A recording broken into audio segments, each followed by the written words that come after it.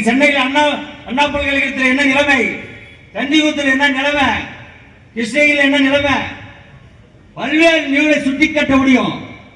பெண்களுக்கு பாதுகாப்பு இல்லை. இப்படி இருக்கின்ற சூழ்நிலையில் நிறைய பேசலாம், நிறைய சப்ஜெக்ட், நிறைய பேப்பர் இருக்குது. அவங்கள பத்தி சொன்ன பாக்கெட்ல வேற நிறைய சப்ஜெக்ட் இருக்குது. நான் எல்லா மீட்டிங்லையும் சொல்றேன், ஒரு மீட்டிங்லயும் ஏதாவது ஒன்று சொல்லி உங்களை காமிப்போம். இனிமேல் 10 மாசத்துல திமுக சப்ஜெக்ட் பூரா எங்க இருக்குது பாக்கெட்ல. தமாஷ் சொல்ல, சிரிக்கிறதுக்கு சொல்ல, அவ்வளோ தப்பு செஞ்சிருக்கிறான். எல்லாத்தையும் தப்பு. ஏன் போடியா, நானா சொன்னேன் எல்லா மீட்டிங்ல கேச போடி எத்தனை சந்திக்க தயார் பண்ணல. ஆனா நீ செஞ்சிருக்கிற தவறுகள் நிறைய இருக்குது.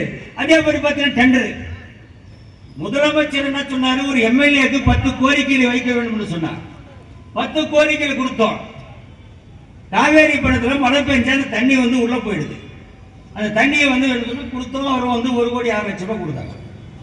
டெண்டரை யாரோ போட்டா கேன்சல் பண்ணிட்டு யாருக்குமே தெரியாத அந்த டெண்டரை வச்சு பூஜை போடுறோம். யார் சொன்னாங்கன்னு கேட்டீங்கன்னா, சட்டமன்ற உறுப்பினராக நான் பரிந்துரை செய்யும் பேரில் அந்த திட்டம் வந்து இங்க ஒரு சாதாரண கழிவறை கட்டுகின்றது. 14 கழிவறைகள். அந்த கழிவறை வீடியோ வாஷ் மேலே தண்டு விடுறாங்க. அந்த டெண்டரை போட்டு எல்லாம் போய் பணம் கட்டான். அடுத்த நாள் அந்த வீடியோ என்ன பண்ண லீவ் போட்டு போயிட்டான்.